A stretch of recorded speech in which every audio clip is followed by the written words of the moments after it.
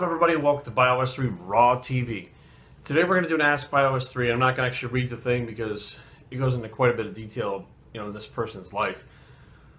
But the gist of the question is, Jerry, I'm on opiates. I've been on them for a long time. I can get clean, but I can't stay clean. Jerry, how do you stay clean off of opiates? Now let me back up for a second here. It's been since 2002. I can't even remember the date because I just was done with drugs when I was done with them. And I want to say it was 2002. It might have actually been earlier.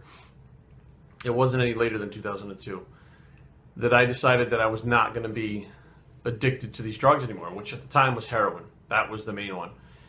And I had tried everything to get off drugs myself, on my own. I tried everything. I tried cold turkey. That didn't work.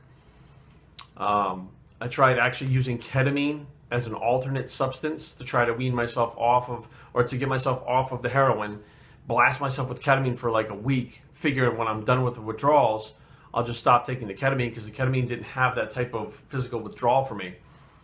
That didn't work. I just fucked myself up and made myself completely retarded for a week on ketamine and still was going through withdrawal at the end. I tried drinking. I actually got up in the morning and I would go to the liquor store and buy Jack Daniels and the cheapest bottles of wine that I could get and drink myself into oblivion.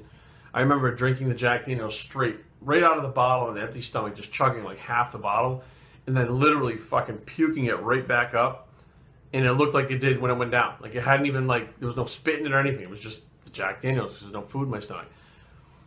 And I literally, there was nothing I could do to get clean. There was nothing. I tried tramadol, which at the time it was Ultram. It was not known that it was addictive also, but I knew people that were taking Ultram, which would stop the withdrawals, but then would wean themselves, but you don't get the fucked up goofy effects. You don't get high from tramadol, so they would then wean themselves off the tramadol. I tried that. That didn't work. So now at this point, since 2002, well, 2015, so we've got 13 years clean now, I've beaten the odds. I've not had one relapse in the entire time. And relapse is supposed to be part of recovery, not one relapse in that entire time. I haven't had anything in my system, opiate-wise, for, let's see, since I moved here, since 2005, because I was on a methadone program. How did I get off the methadone? Because the methadone was extremely hard to get off of. Suboxone. How did I get off the Suboxone? I tapered myself back and literally took myself off the Suboxone, which again is very difficult to do, and I don't recommend doing it without supervision of a physician. But how did this all take place? How was I able to stop using the drugs and get my life back together, and how am I able to maintain that? I realized that I wasn't taking the drugs to get high anymore, because that's not what it was about. It wasn't fun to get high anymore. I didn't feel good. I felt like shit like 98% of my life. About 2% of my life I felt okay. Maybe, within that 2% I would maybe get a little high for 10 minutes. It wasn't about getting high anymore. So I was like, why the fuck am I doing this to myself? Why did I do it in the first place? Why did I like that high so much? Everybody likes to feel good, but that's going a little overboard. Sticking a fucking needle in your arm is going overboard. And what it boiled down to was you had to find the root of the problem. Literally get to the root of the problem. Why are you doing it? And mine was a twofold problem, which made it even tougher, made it even harder to understand what was going on.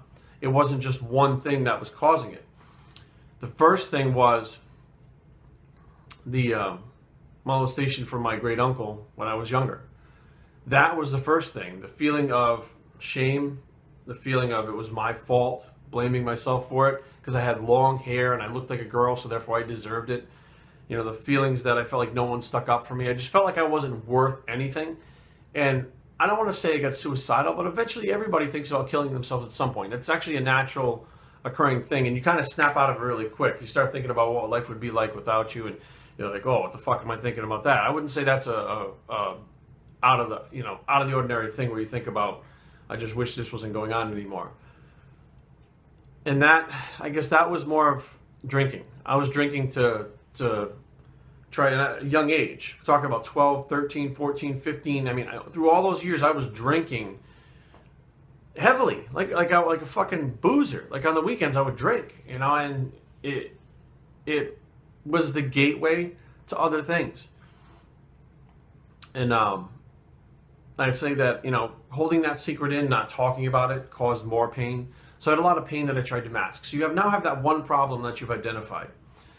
Okay, now I went from using substances to mask my pain for a certain amount of time to really going off the fucking deep end. And there was a turning point for that too. Now that turning point was my cousin Christopher's death. Now it's June 23rd. His death date is coming up July 1st. These are hard times. I remember back to that night when he passed away, and I don't think I had ever felt a shock or a pain like that in my entire life. Add that one to the thing that went on with my uncle already, and you now have a recipe for disaster. Because the thing with my uncle had happened to me so young, and I started medicating so young, I didn't have the tools to be able to deal with it. Okay, mentally, emotionally, I wasn't stable. So when the thing with my cousin happened, it just took my addiction and shoved it further into something to make me even more fucked up, so that I wouldn't have to deal with both of those things. And it wasn't until I actually started to get into therapy, okay, and this is very important for you guys and girls who are on drugs now, who want to do it yourself. You need to have professional help. I don't give a shit who you are. When you come out of that drug-induced state and you're fucking normal again, you don't know how to feel. You don't know how to deal with your emotions. There's all kinds of new shit that is going on that you can't fucking deal with. And usually what happens, you run right back to the drug again. Okay, because it's a new thing that you're dealing with. So even if you get to the root of the first problem, you have to understand there's something new that's going to pop up as soon as you're clean. As soon as you get off drugs, you start to feel again. You feel sadness, you feel happiness, you feel emotional, you're up, you're down. All these different things are going on because basically when you start medicating yourself, that's where it ends. You don't really progress from that point on until you come off the drugs. Everything just kind of stays stagnant. So now you're just sitting there, and me, I stayed stagnant like an 11-year-old kid. Like mentally, that's where I was as far as dealing with problems. I would act out. I would be fucking, going to medicate myself. I would do all these things. People are like, what the fuck is wrong with him? Because I hadn't progressed from that point. So now, when I was here in 2005, this is when I moved to DC, when I finally got off the Suboxone, it was like someone took a black and white TV and turned it up to fucking color HD 70-inch fucking 4K TV. That's how different things were. But I was ready for it. I understood something was going to be happening because I had my counselor, Peter Beihauer, who, I don't know if he's still in Rhode Island or not, but if he is, at the Addiction Recovery Institute of Rhode Island. That's where I would start if you guys are up there, because I heard it's a fucking mess up in Rhode Island. The more that I hear, the more sad it makes me that so many people are turning to drugs in this time of, low income and problems and all this bullshit that's going on in the world. But you have to identify that problem and work on that problem. You have to come to terms with that problem. You have to get the tools to be able to deal with your daily things, because what happens is when that problem's in there and it's like a little fucking, like a ball of fire inside of you, and it just sits there, and it's just sitting there waiting to be stoked, waiting to have fucking wood thrown on it. And when something in life happens, like someone yells at you at the bank or something like that, it's like throwing wood on that fire. You start to get upset. You start to fucking spaz out. Next thing you know, you feel totally out of control, but you just want to be calm and controlled again. Nobody wants to be out of control. So next thing you do is you go medicate yourself again. You go get a drink. You go shoot fucking heroin. You go snort cocaine. You go do fucking ketamine. You do whatever the fuck it is you do.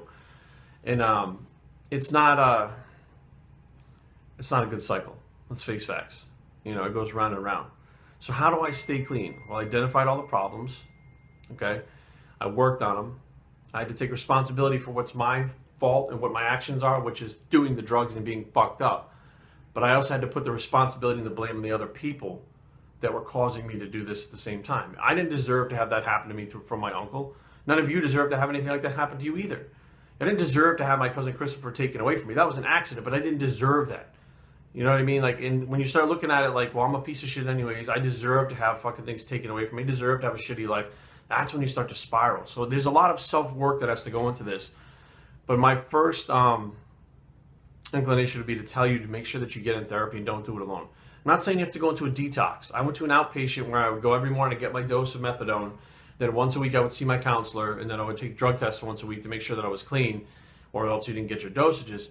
But those sessions with Peter Beihauer, sitting there talking about things, and he was more of the tough love type of person.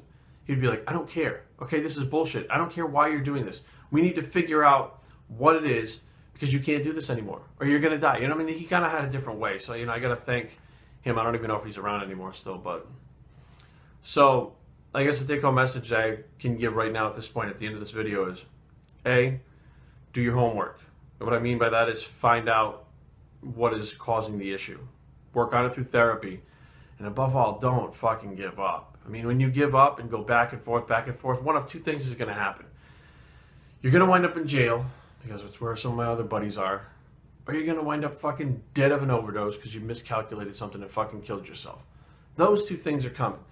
So, best of luck. Bios3training@gmail.com. Leave comments down below, but don't fight. www.bios3training.com is a blog. It's the therapy bicep, and we're out.